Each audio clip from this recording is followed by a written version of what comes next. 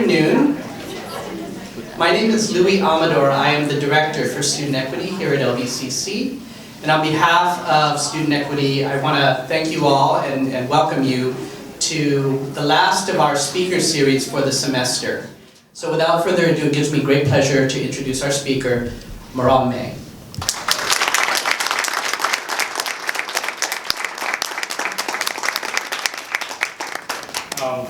Again, thank you, Louis, for the lovely introduction. Wow, finally I get to use what I learned from Speech 101 10 years ago. So when you think you'll never use it, trust me, you will. So good afternoon. I am honored to be here today in front of many talented students, colleagues, and staff.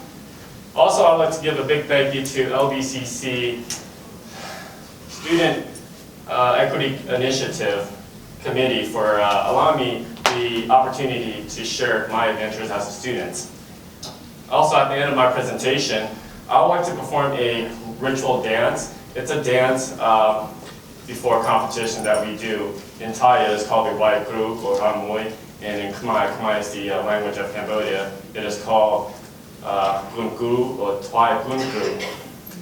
And it's a traditional dance before we fight to pay homage to our instructor and to gather the fighting spirit in competition. And also share the basic fighting style of Southeast Asia from Thailand and Cambodia. I also have a special guest.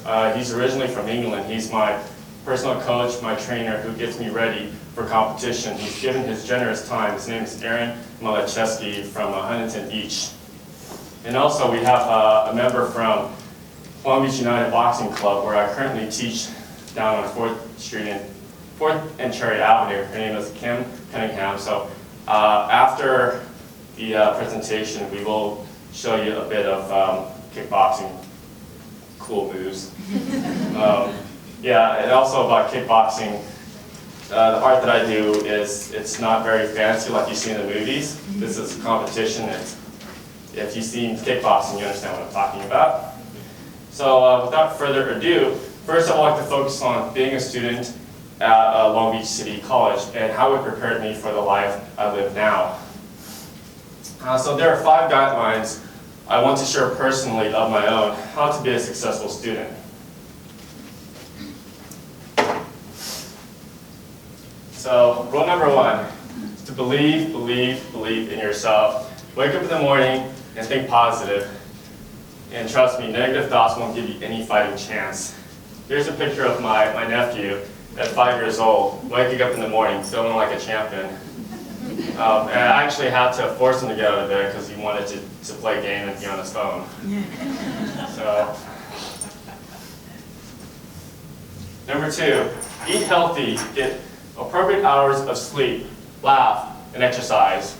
3, join clubs, play sports, fall in love with music, literature, foreign language, and cultural arts. And also join clubs will help you meet people with similar and common goals to pursue the dream that you want.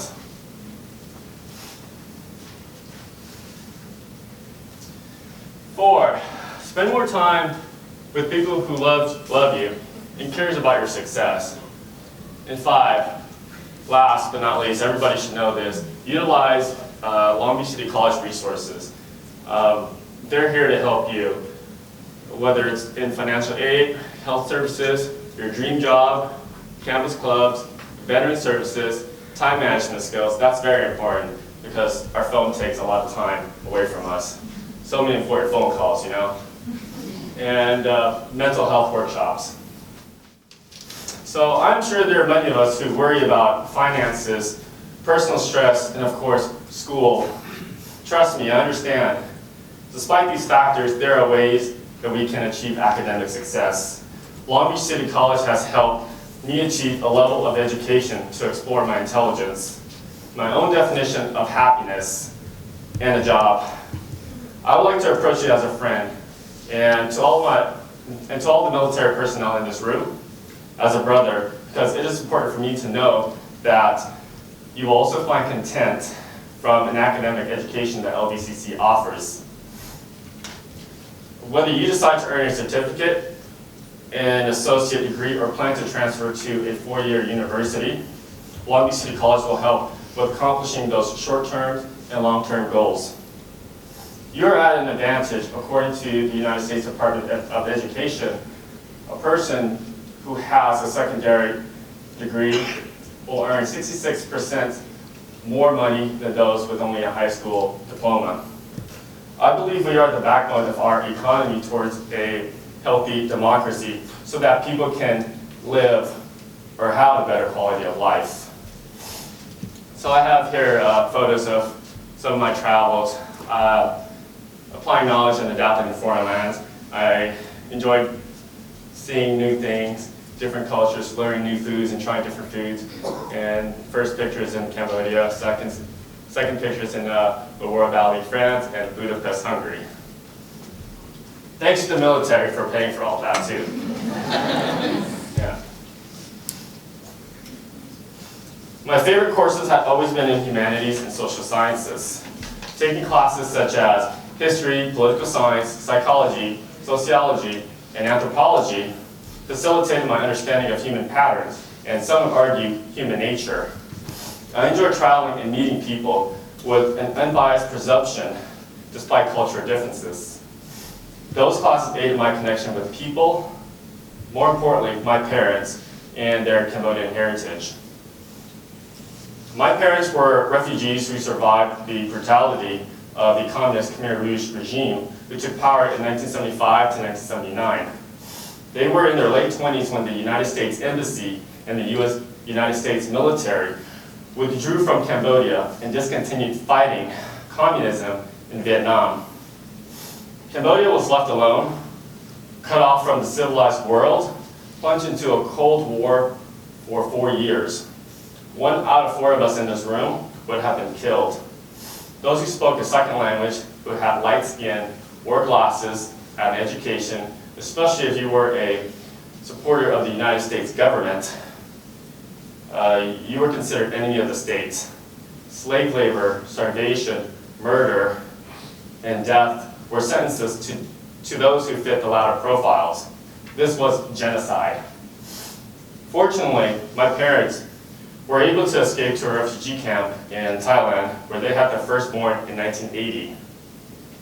In early 1983, they moved to the Philippines in Marom, refugee processing center in Bataan province. I came out into this beautiful world on March 13th of that year. I don't know how that happened. I'm here. Fate has saved me by a couple of years. After my birth, I came to America at 1 year old.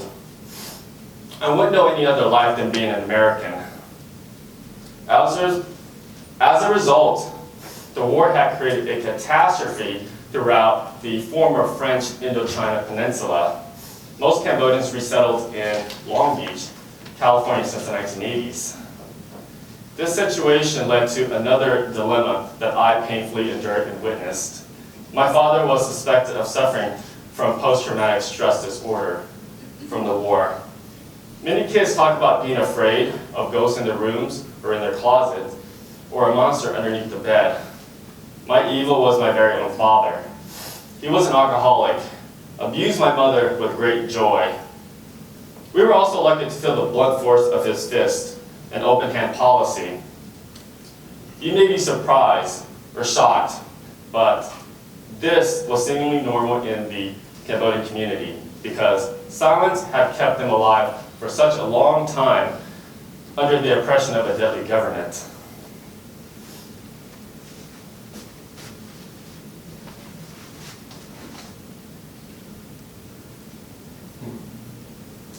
That's right. I grew up in the heart of Long Beach, Cambodia town. I went to Lincoln Elementary, Hill Middle School, and graduated from Milliken High School in 2001. Do we have anybody who went to Milliken? Woo! All right. So, domestic violence wasn't the only violence I witnessed, but another evolving race wars between Latino gangs and Asian gangs in the 1990s. drugs and violence was a common theme glorified in Long Beach's gang culture and street life. Many young people from both sides of the fence got killed in drive-by shootings and or murdered. I lost many friends as a teenager. Another seemingly normal phenomenon in the Cambodian community that we don't address is work cooperatively with law enforcement to find a better solution. And I found this article by the New York Times report interviewed Detective Norm Sorensen of the Long Beach Police Department. He says that they are blasting each other back and forth, back and forth, back and forth. That says a lot.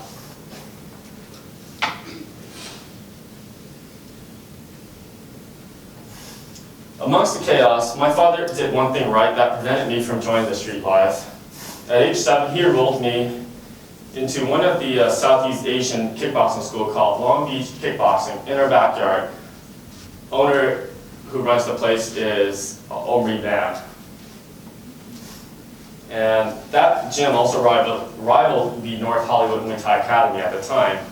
And I had many tournaments at North Hollywood Muay Thai Academy and won my first tournament championship belt at age 12. In my later teen years, I competed at the pro amateur level and carried the IKKC Junior Lightweight Muay Thai Championship in the state of California from 1997 to 1998. And it was regulated and sanctioned by the state of California Athletic Commission. And at a very young age, I wanted to be a championship kickboxer. After graduating high school, I felt the pressure of life. I was lost, confused. I didn't have a direction about my career path and future longevity. I enrolled that fall of 2001 after high school and thought about a career in fire service. I earned an associate degree of fire science in 2007 and got my EMT certificate, emergency medical technician certificate, in 2005. And in 2009, I had the privilege to work with Long Beach Fire Department as an ambulance operator, providing basic life support to the city of Long Beach. Oh, here's some photos of my previous fights. That's Kevin Ross. He's currently the Muay Thai champion right now. Kevin Ross here brought me down with this right elbow strike.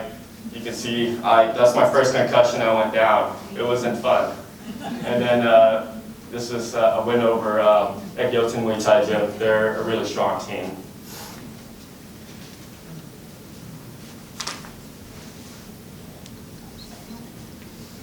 A year later, in 2010, I felt the passion to join the military in the United States Army Reserve.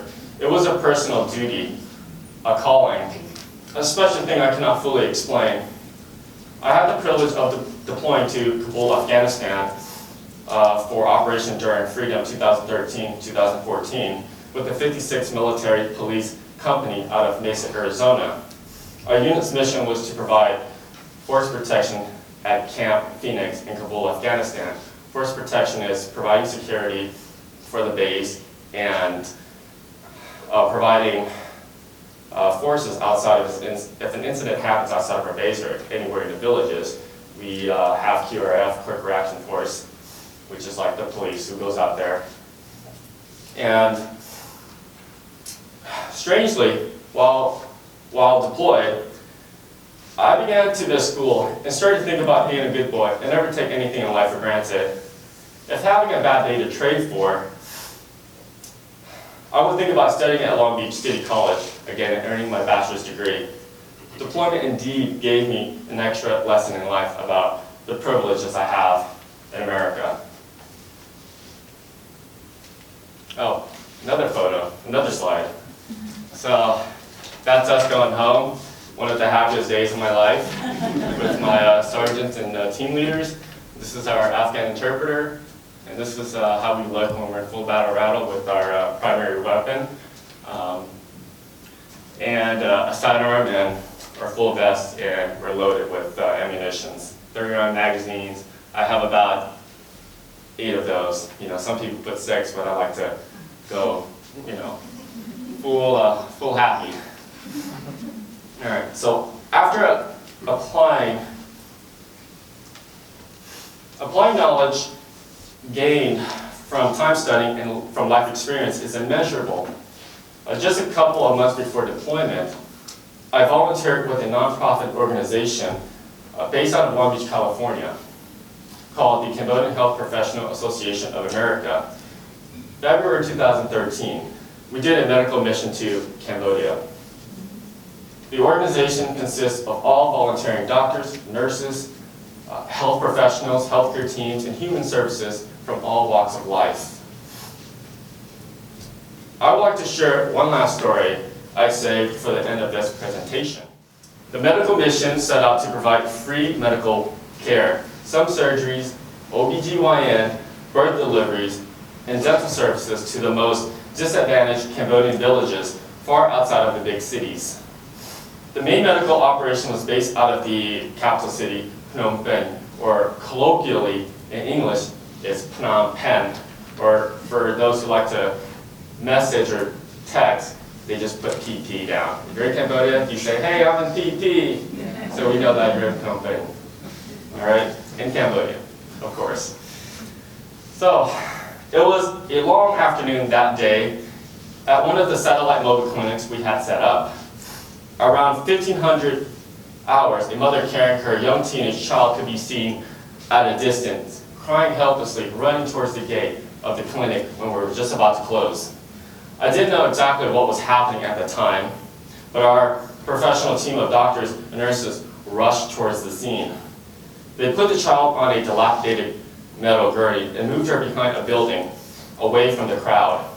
In later details, we found out that she had taken rat poison for suicide because her father just had abused her that day. The medical team hurried to perform a nasogastric tube procedure, establish an intravenous line, and other treatments to counter the effects of rat poisoning. After they had stabilized her, I attended as an EMT in a broken ambulance that had no oxygen therapy for her on our way to the hospital site, the main hospital site, the site that the mission was operating out of. When we arrived, it was a sad reality that no one wanted to attend to her due to the lack of hospital staff, or possibly she had no money. The organization paid for her medical expenses and did all that they could to stabilize her. It was not our jurisdiction whether any further of care would be followed after the medical mission leaves. We only hope that she receives the appropriate mental health care, especially after attempting suicide. So I have a short 4 minutes video clip of my experience with the girl at the hospital, surrounded by doctors, nurses, and this is to show you the reality that we deal with in another country, and is it our responsibility as a free world, as an educated society and a democracy to help other countries. So give that a thought. I must warn you that the video, what is the video? The video, I must warn you that the video may be disturbing to some people because doctors and nurses are performing real surgeries.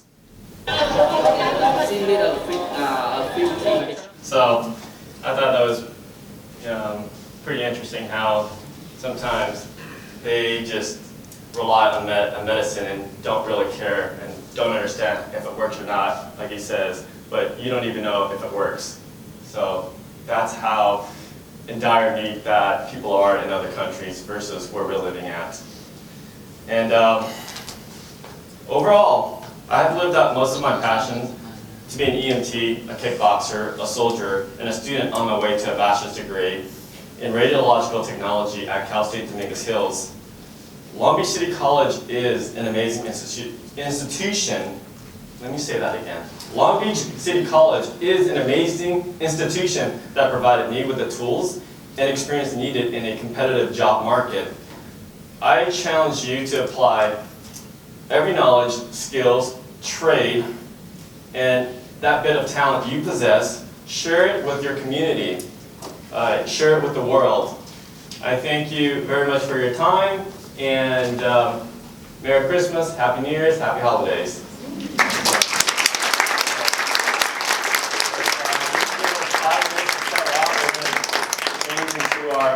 Our kickboxing attire with my coach, and one of the students who we will do our performance demonstration. So the first music that we're going to play, it's a traditional flight music. This is the ritual dance, the Twai Kru in Khmer, and Twai Kun Kru in Khmer, and the Wai Kru in Thai language. And I'll have my coach here explain what we're doing.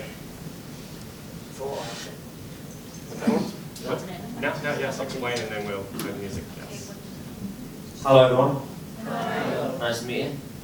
Okay, so what we're going to perform is a Wai Kru and my Twai Kru, and usually predominantly before every bout, or absolutely before every bout in Thailand and Cambodia, you perform this dance, and the dance can be religious depending on the individual. If you're praying to your God or whoever you believe in, basically it's to give you strength. It's to give you strength and give you a belief that you can go and perform this competition with some other person and come out alive or come out without, you know, a huge amount of damage.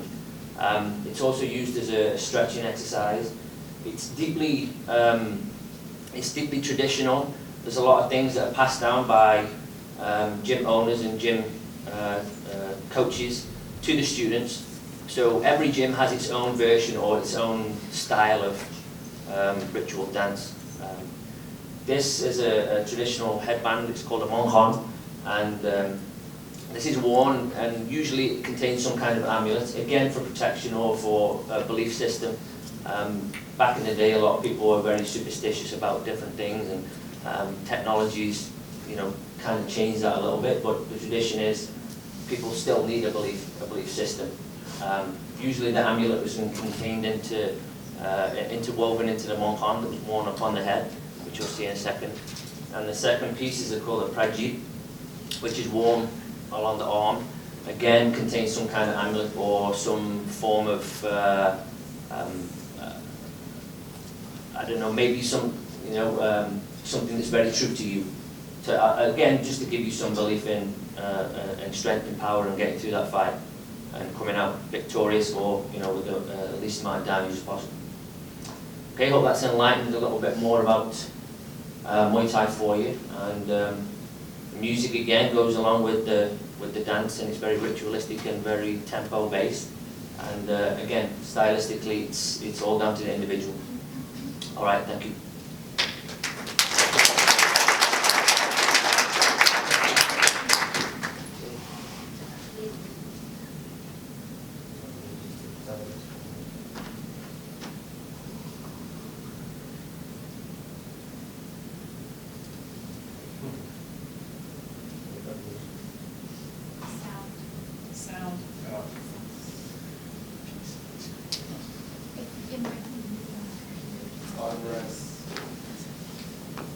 What's that? There you go.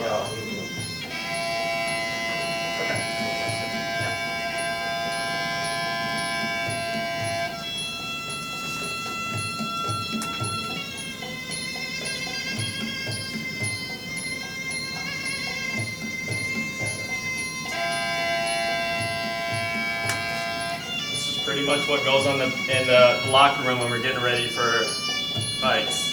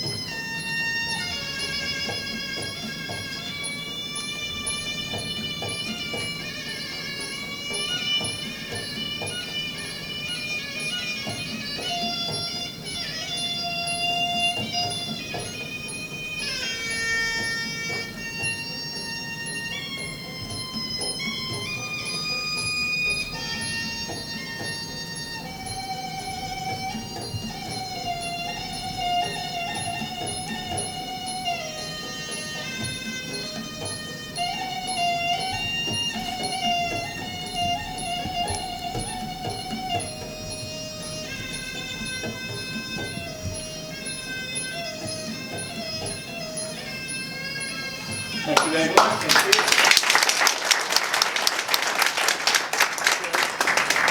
This is basic drills that we do at our kickboxing club. This is one of our members, Kim.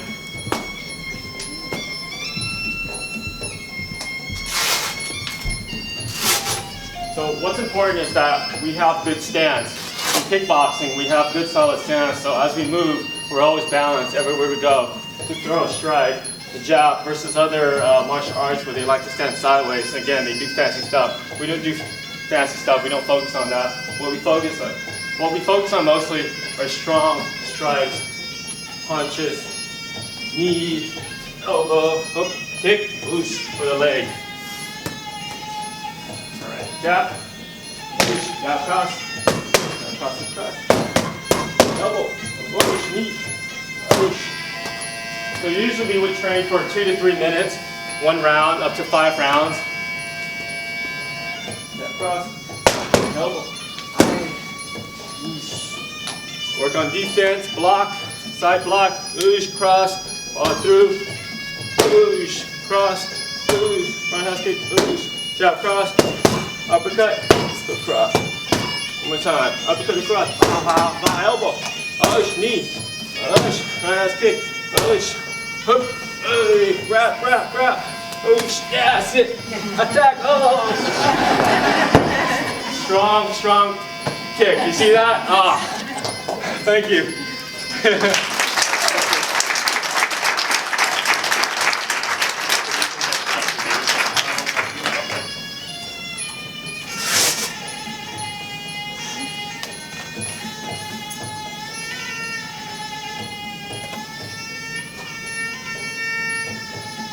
So actually we're done with the ritual music, the dance, and this is the fighting round. This is how it would sound like. It's a little bit more upbeat. And the style is to fight with the beat. You worked on it. Yeah. All right. Is it round 1? Yes, round 1. So as you can listen, it's a little bit more upbeat, and we fight to the music to put us into a trance. Yes. Yes. Yes. Yes. Yes.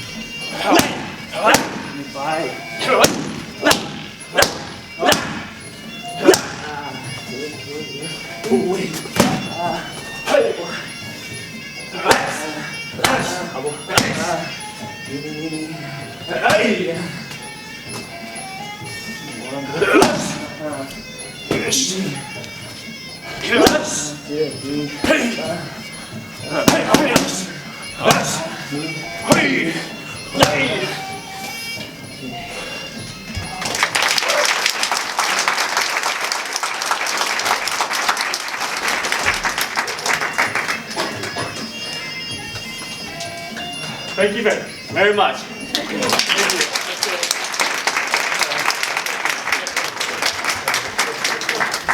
I hope you enjoy the rest of the afternoon, and thank you for being here.